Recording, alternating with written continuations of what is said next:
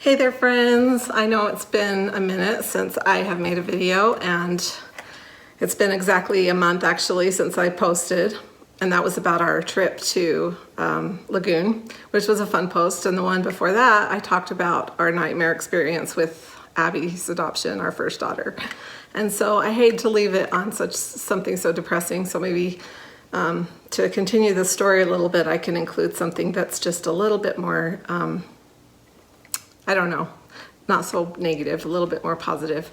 I want to get to a part of the story where we can wrap it up, but it's really important that I get my friend involved in this, because this story is, the wrap up really involves her, and she knows too. She knows she needs to be a part of it. And the problem with that, she's got 5 kids and she's homeschooling. And she does all these, she's remodeling her house. She's in the middle of so much right now that time is the problem right now. And we don't know when we can get together to share the miraculous end to the saga of Abby's adoption, but it needs to happen with her. Her name's Natalie. And so in the meantime, I'll just keep talking a little bit about the time during that custody battle, the challenged adoption.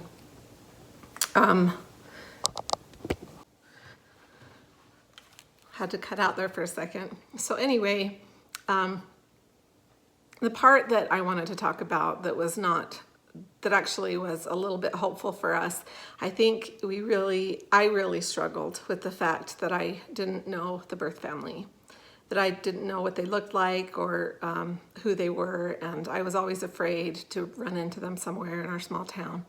And I wanted to take the mystery out of that, so that was part of what was so hard for me.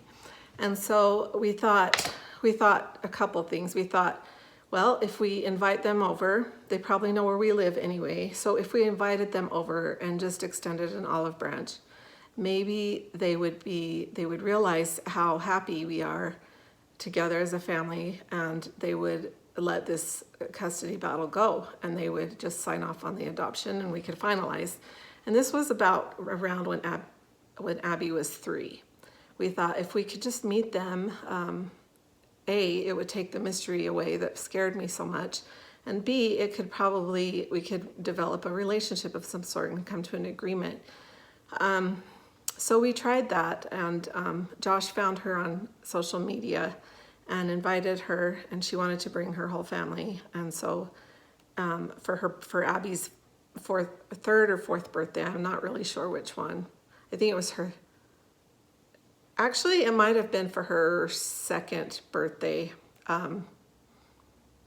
because she was still really, really little, like a baby. But we invited them to our home, and they came with gifts. And I'm not talking a teddy bear or, some clothes, but a full-on kid.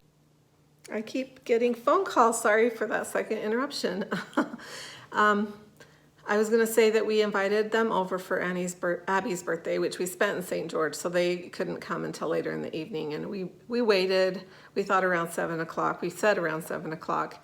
And it wasn't until close to 10 o'clock that they showed up. And I was able to see first what they drove. And I was hyper aware of everything. I just wanted to remember if I saw that vehicle driving, trolling my streets, then I could know they were watching us.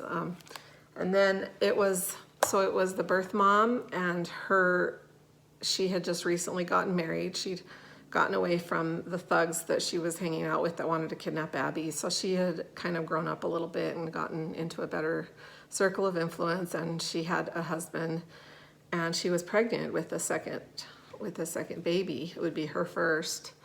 And she came with her sister and her mom. And they didn't have the most friendly expressions when we opened the door. We hugged them. They didn't reciprocate the hugs or the smiles or even say anything. They were very quiet, and their faces looked just upset. But we had prayed, and we'd gone to the temple where we worship. I believe that the temple, there's so much extra power that comes from those who have gone beyond. because we serve them in the temple, and so there's just so much power that comes from serving there. And so I felt completely changed in that moment when they came. I wasn't scared. I wasn't upset. If anything, I felt for them. I felt this, it was almost like complete empathy and compassion filled me up. And I cried because I could imagine what they were feeling. Here's this baby that was supposed to be theirs, and they had it in their minds taken away. And to see her was hard. They didn't care who took her. They didn't care. We could walk on water and it wouldn't matter. They just knew they wanted her back.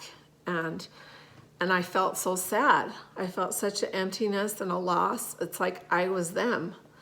And so all I could do was just hug them and cry with them, because they did eventually cry, but it was tears of sadness, not of joy. And I cried tears of empathy because I was just hurting for them. And I just felt a love for them. And I think that would not have happened without the power of the Spirit and the power that comes from prayer and the power that comes from serving in the temple. There was just extra power and help through that. It would have been so awkward, uncomfortable, and super painful for me had I not had all that help. And they brought gifts that were very elaborate. A motorcycle for Abbey, one of those little Barbie ones that actually runs. It runs on a battery, and so she can drive it around the house or outside down the street or whatever. And she loved it.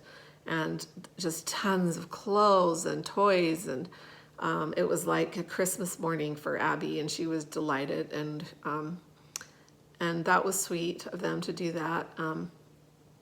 They didn't stay too long. We talked, and I did come out and ask them if they would consider working something out, a visitation or something for a while anyway. And they just said, we want to keep going with our lawyer. We have to do things the way we want to do them. And circumstances didn't change that night. We were still in a custody battle with the challenged adoption. But my heart had changed, and I wasn't feeling the fear and the despair and hopelessness that I had been feeling for 2 years. And so that was just such a miraculous time for me. And I just felt like I just needed to hang in there because it was going to be okay. And now that I had put faces to these scary people that in my head were just monsters, I'd put in faces that reminded me of my own family, of my aunts, because they're from Mexico too. The grandma reminded me of an aunt of mine, and I could just feel for them, and I could feel them being family to us. And so I didn't have that resentment anymore. And things felt better.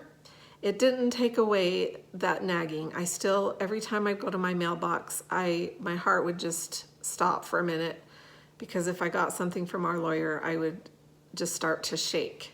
I was always terrified that I'd find out that we had a trial set, or and everything that came from our lawyer was always a motion to dismiss or a motion, just different motions going back and forth. But every time I saw Justin Wayman, attorney at law, I would just freeze and shake and sometimes cry and be afraid to open it, but afraid to not open it.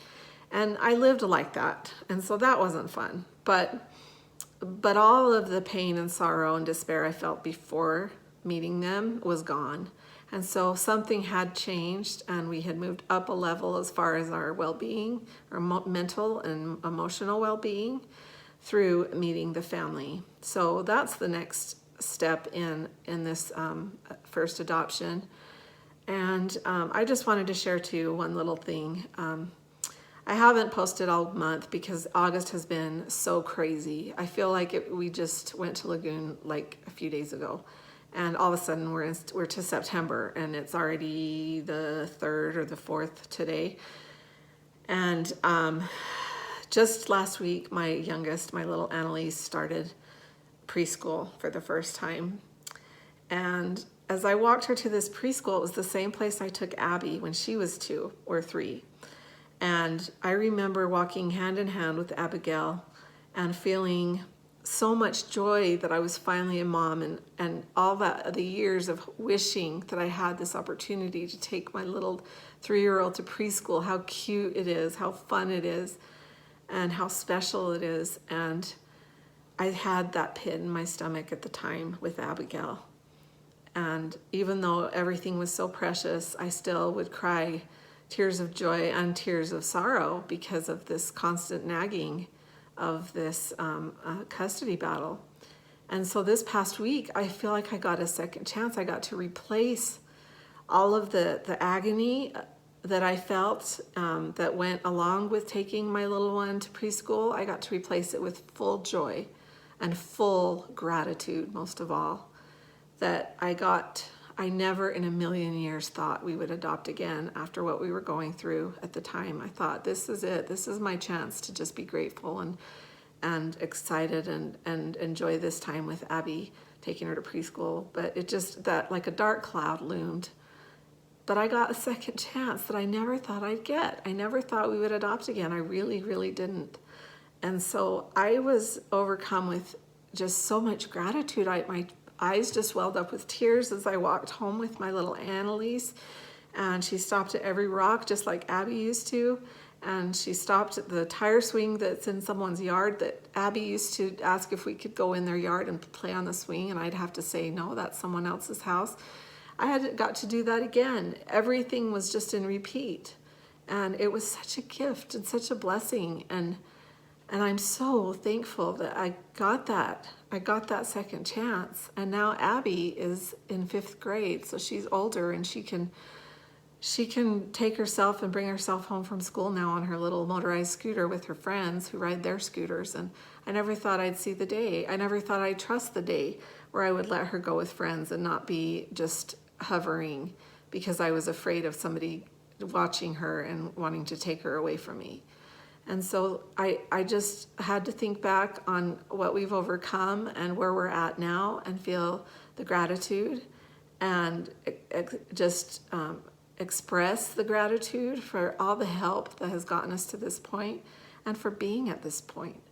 So to any of you going through any adoption trials right now, just know there is another side, and I'm a witness to that.